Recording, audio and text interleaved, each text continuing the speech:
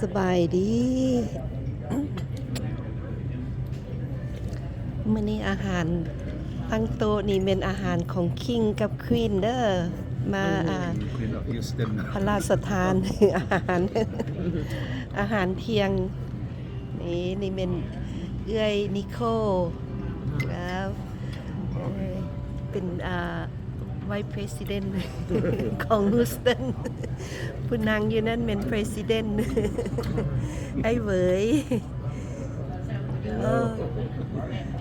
ดีใจเด้อพาพวกน้องกับหลานมามากินบอบบี้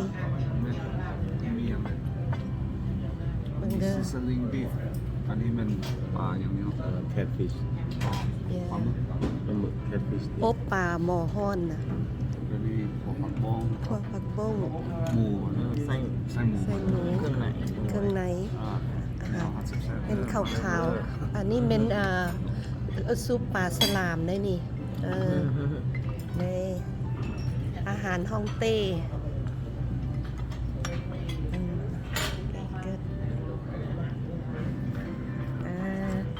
ขอถ่ายรูปน้ำแดง